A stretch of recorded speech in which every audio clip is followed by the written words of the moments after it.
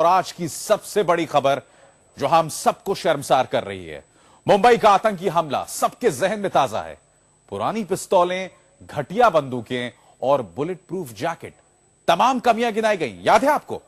लेकिन हमारे पुलिस वालों ने आज भी उससे कोई सबक नहीं लिया। महाराष्ट्र में बम डिस्पोजल सूट खरीदने की बात हुई तो चंद पुलिस वालों ने ऐसा घोटाला किया कि पूरा महकमा शर्मसार हो गया। मैं तो ये कहता हूं कि महकमा नहीं, यहां पे इंसानियत शर्मसार हो गई। क्या साजो सामान खरीदने वाले लोग अपने ही साथियों की जान की परवाह नहीं कर रहे? क्या चंद रुपयों के खातिर इस तरह से बिकने के लिए लोग तैयार हो रहे हैं?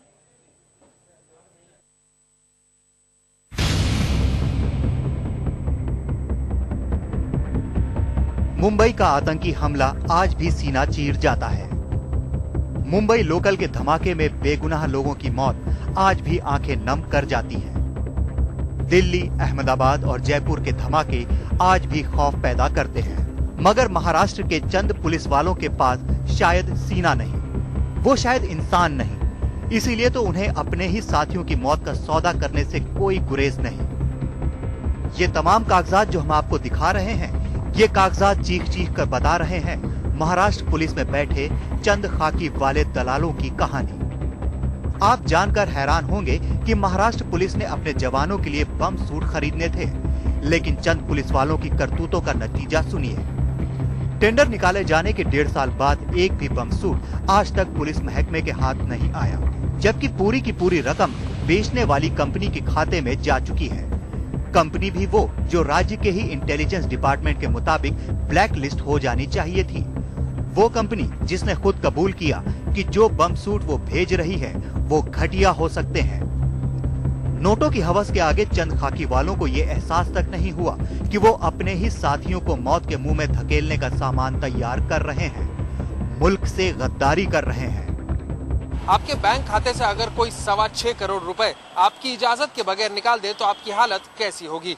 बिल्कुल वैसी जैसे महाराष्ट्र पुलिस के आला अधिकारियों की हुई, जब उन्हें ये पता चला कि उन्हीं के खजाने से उन्हीं के एक अधिकारी ने टेक्नो ट्रेड नाम की एक कंपनी को 6.25 करोड़ रुपए की रकम अदा कर दी है।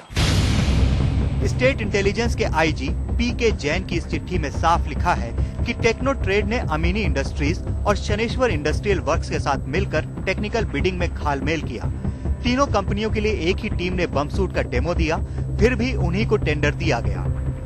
2 फरवरी 2009 की इस चिट्ठी में तीनों कंपनियों को ब्लैकलिस्ट करने की सिफारिश की गई। फिर भी टेक्नो ट्रेड को जुलाई 2009 में 6.25 करोड़ रुपए दे दिए गए, वो भी तब जबकि टेंडर की शर्तों में साफ लिखा था कि पूरा सामान मिलने के बाद ही 90% रकम दी जाएगी और 10% बाद में। उसी दिन जो कंपनियां बिडिंग से बाहर हुईं, उनकी शिकायत पर ही आईजी इंटेलिजेंस ने जांच की तो ये पता लगा। यही चिट्ठी महाराष्ट्र के उस वक्त के डीजीपी एएन रॉय को भी भेजी गई थी। फिर भी कैसे चंद महीनों के भीतर टेक्नो ट्रेड को भुगतान। इस खुलासे को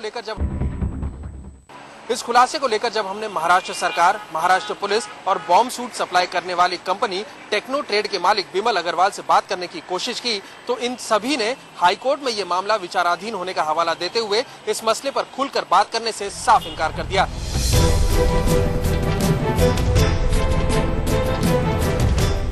ये पूरा टेंडर 82 बम सूट का था, जिनमें 36 दक्षिण अफ्रीका से आने थे। टेंडर पर इंटेलिजेंस ने तो सवाल उठाए ही थे। खुद उस दागी कंपनी टेक्नो ट्रेड के मालिक विमल अग्रवाल ने गृह मंत्री को लिखी चिट्ठी में ये माना था कि दक्षिण अफ्रीकी कंपनियों की छवि दागदार है। फिर भी इस खरीद को हरी झंडी दिखा दी गई।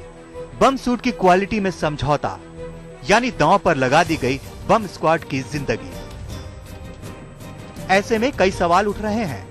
टेंडर की प्रक्रिया में धांधली के बावजूद खरीद को हरी झंडी किसने दिखाई? इंटेलिजेंस के एतराज के बावजूद खरीद का जिम्मा संभाल रहे डीआईजी ने क्यों टेंडर मंजूर किया? टेक्नो ट्रेड को 6.25 करोड़ रुपए देने में जल्दबाजी क्यों की गई? इंटेलिजेंस की चिट्ठी डीजीपी के पास भी थी, फिर भी फाइल मंजूरी के साथ गृह मंत्री को दी गई। क्या डीजीपी दफ्तर में भी फाइल से कागजात उड़ाए गए?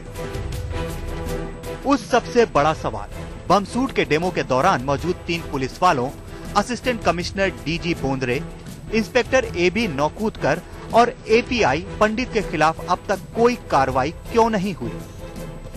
सुरक्षा उपकरणों की खरीद फरोख्त को लेकर महाराष्ट्र पुलिस का परचेज विभाग अक्सर सवालों के घेरे में रहा है। लेकिन जहां तक बॉम्ब सूट्स का सवाल है तो इनकी क्वालिटी को देखते हुए महाराष्ट्र पुलिस के आला अधिकारियों को इनके भविष्य के बारे में कोई ना कोई फैसला तो जरूर लेना पड़ेगा, क्योंकि ऐसा न करने से उनके अपने अधिकारियों की सुरक्षा अधर में लटकी हुई है। आर एस चंद्रा, मुंबई आज तक।